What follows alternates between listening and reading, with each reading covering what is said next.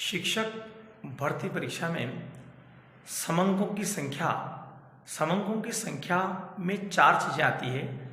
एक तो आता है दंड आरेख, दूसरा आता है आयत चित्र, तीसरा आता है पाई आरेख, चौथा आता है वक्र रेखा।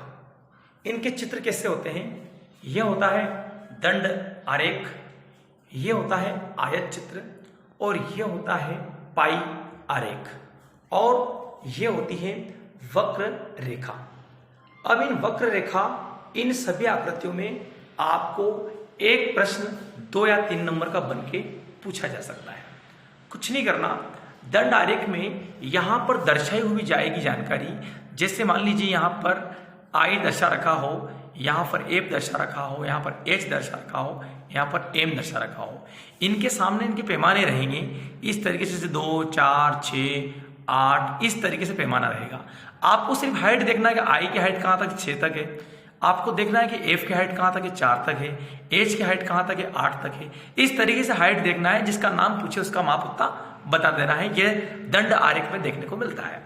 अब आयत चित्र में आपको बताया जाता है यहां पर आंकड़ा रहता है इस तरीके से 0 से इस तरीके से होते हुए यहां पर 20, 25, 30 इस प्रकार से आंकड़ा होता है।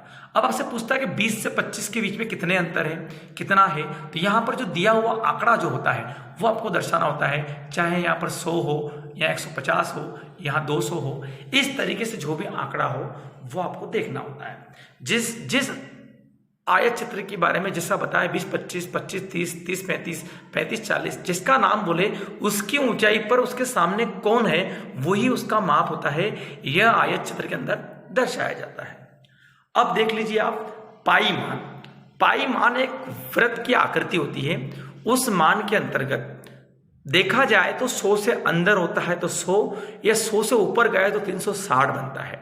ऐसे नाम दिए जाते हैं। किसको क्या कहा जाता है? विज्ञान 70 है, हिंदी 80 है, अंग्रेजी 66 है और सामाजिक विज्ञान 54 है और गणित 90 है। इनसे संबंधित क्वेश्चन पूछा जाता है। प्रश्न पूछा जाता है कि इस दी गई पाई आकृति में, पाई आरेख में सभी विषयों का अधिकतम मान 540 है तो दिए गए नीचे के प्रश्नों का आप उत्तर दीजिए। जैसे क्वेश्चन दिया है, किस विषय में विद्यार्थी को 99 अंक मिले हैं। आपके पास जितने भी अंक दिए हैं उन अंकों को लिख कर 360 बटे में लिखकर 540 मतलब सवाल में दिया गया जो अंक आंकड़ा जो रहता है उसको उसके सामने लिखा जाता है। 360 पूरे वृत्त की माप होती है, अतः इन सबकी जोड़ भी 360 बनेगी। उसे आप नीचे लिखेंगे। इसे इस तरीके से काट देंगे, 0 से 0 काट दिया और यहाँ पर 18 दूना 36 होते हैं, 18 तिया 54 होते हैं, 2 से काट दिया, 2 तिया 6 और 2 तिया 6, अतः 33, 3 तिया 9, 3 तिया 9 बराबर इसका गुणा करने पर 99 आते हैं। तो ये 66 किसका अंक था? अंग्रेजी का। अतः आपका उत्तर हुआ है अंग्रेजी अंक में 99 अंक विद्यार्थी को प्राप्त होते हैं। अतः आपको नहीं पता होगा, जितने भी आंकड़े दिए हैं इन सबको ऊपर लिखकर बटे में लिखकर ऐसे क्रॉस कर करके आप आंकड़ों का पता लगा सकते हैं। अतः किसी की भी अंक के बारे में पूछेगा तो आपको ऐसे ही पता लगाना पड़ेगा। 66 मैंने मन से लिखा है। आपका 80 लिखने पे उत्तर नहीं आता तो 66 लिखते, 66 नहीं आता तो 54 लिखते, 54 नहीं आता तो 90 पे देखते। लेकिन इस तरीके से प्राप्तांक बटे पूर्णांक के आधार पर लिखकर काट के उस मेन अंक का टोटल अंक से इसका गुणा करते हैं। दूसरा क्वेश्चन देखिए, गणित में विद्यार्थियों में कितने प्रतिशत अंक प्राप्त किए। अब गणित विषय देख लीजिए। गणित विषय में 90 है, ये 90 लिख दिए, बटे में 360 लिख दिए और सामने 100 लिखे। 100 इसलिए लिखे हैं सिर्फ प्रतिशत ही मांगा है, अतः इस तरीके से काट दिया। 18 दूना 36 होते हैं और 18 पंजे 90 होते हैं, 2 एकम 2 होते हैं, 2 पंजे 10 होते हैं, अतः पांचों पांचों 25% इसका आंसर है। इसका आंसर अंग्रेजी था, इसका आंसर 25% है। इस प्रकार और भी पूछा जाता है विज्ञान में कितने अंक मिले। विज्ञान में कितने अंक मिले तो आप इस तरीके से पता लगाएंगे।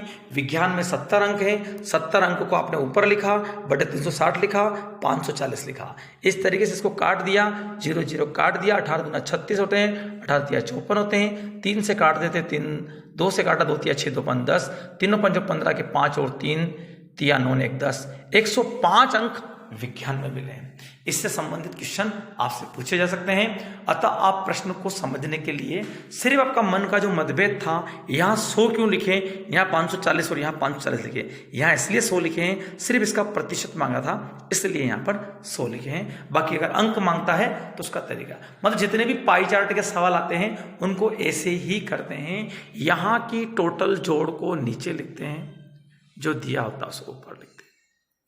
अब देख लीजिए, नीचे दिया है वक्र रेखा। वक्र रेखा भी ऐसी होती है। वक्र रेखा में आपको बिंदियां बनी हुई दिखेगी। ये बिंदियां किस दिशा में कहां तक पहुंच रही है, ये आपको ध्यान रखना है। इसके सामने अंक लिखे होंगे, यहां पर जो भी लिखा रहेगा, यहां पर लिखा 150 समझ लीजिए, 200 समझ लीजिए। आपसे पूछ ले कि 3 यहां पर नाम भी आ सकते हैं, यहां पर दिल्ली, बॉम्बे, मद्रास, जो भी नाम आ सकते हैं, उनमें ये पूछ सकता है कि मान लीजिए ये दिल्ली है, ये मद्रास है, ये कलकत्ता है।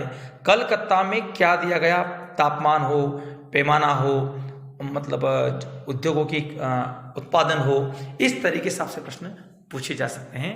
अतः यह आपका समंकों की संख्या 4 तरीके से समझा जा सकती है और इन आकृतियों को आपको समझ के 2 या 3 अंक के उत्तर तैयार कर सकते हैं। अतः इस वीडियो को पूरा देखें, शेयर करें और संविदा में अच्छी तैयारी कर आप सफलता हासिल करें। धन्यवाद।